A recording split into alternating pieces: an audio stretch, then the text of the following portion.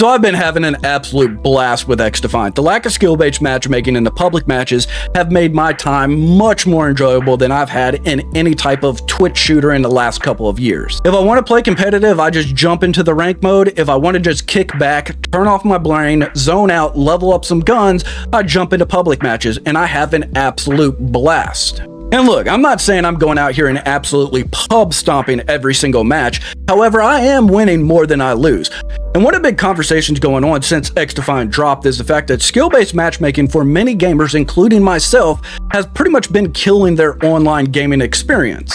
If you want to know my full thoughts on that, I dropped another video. However, the thing I want to talk about today that most people don't realize is the fact that, yes, skill-based matchmaking is part of the problem, but another thing that ruined the way that online games feel is when Xbox Live invented party chat. See, back in the early 2000s, online gaming was the Wild West. I'm talking about the lobbies sometimes would get completely out of control, and I'm pretty sure we've all seen clips of what that was like.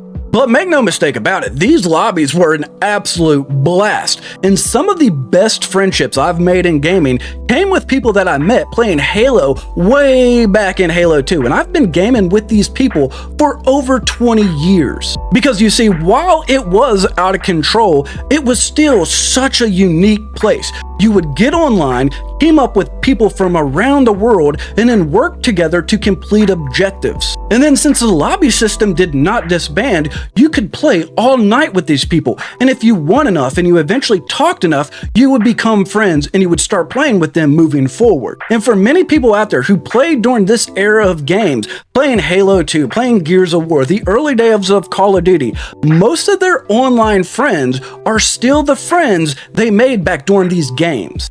And yes, there was a darker side to these lobbies. Some of the most racist stuff I've ever heard was in these games. And eventually it started to draw media attention. It became a big talking point throughout the whole entertainment industry, with people talking about how online gaming is going to ruin their kids and all of the horrible stuff they heard. However, the truth of the matter was there was always safeguards in place to stop you from interacting with these people. If somebody was being obnoxious, all you had to do was block them.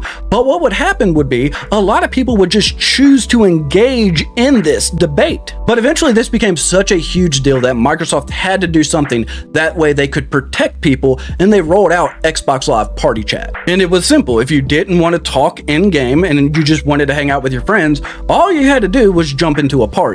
And Xbox Live Party Chat was like a slow disease that would slowly start to eat away at the social aspects of online gaming. You see, at first most people just seen Xbox Live Party Chat as a convenience. They could talk to their friends when they're not playing the same game, and every once in a while you'd have a couple people that would just jump on and not want to talk or deal with anybody throughout the night. And there started to be less and less people talking in these lobbies until all of a sudden, what used to be an online 24/7 party where people could join these lobbies and build lasting friendships all came to a crashing end. And now when you join a lobby and you try to talk, it's like you're entering a ghost town. And this problem eventually worked its way into PC gaming as well, with the release of Discord and its growth in popularity. And I think this lack of social interaction that we see in modern day gaming has almost the same negative effect that skill-based matchmaking does. And I think overall it's one of the leading causes to make games seem just no fun anymore. And right now you basically have two different types of gamers, and the problem is affecting both. You see, you have the older gamers like me who made our friends back in the 2000s, and since then we haven't made any new ones. And over the time, our friends have less and less time to get together and play games, which leads to most of us, when we do get on, playing alone. And then the second group of gamers are the gamers that grew up with these systems in place. And they're jumping onto these games, and unless they have friends who already play them, they're playing them alone. And most of these games are not a fun experience to play alone. And they're missing out on these social aspects of the games, and over time they just quit playing them because they aren't fun. And whether you like it or not, a lot of kids growing up in this day and age spend more time playing video games than they do outside in the real world building relationships. Meaning that they're going into these games, spending their time alone, and I think it's one of the leading problems to kids just feeling lonely and like they have no friends. And I think the lack of communication, the lack of connection you get playing with these main AAA shooters is the reason you're starting to see a lot of cooperative games as well as mil sim games grow. You see, because in these games, you are forced to talk to each other, work together, because these games require teamwork, and you can't just go in there and keep to yourself. You're forced to interact, make friends, and work together to complete challenges. And it's in these games that you're actually having gamers start to build relationships again. I mean, just look at Helldivers 2. When you look at the game, it doesn't look like it's anything special, but the one thing that Helldivers 2 did that almost no game has done in years is the sense of community they built with that game. When people join this game, they feel like they're part of something working together, and it led to people talking in matches more, working together, doing memes on the internet, and building a real community. And we haven't seen anything like it in years, because sure, you have the Call of Duty community and stuff like that, but on the outside, those communities look like they're massive, but on the inside, they're nothing but shells. And we all know that the AAA studios like to copy the indie studios for new ideas since they can't come up with anything original.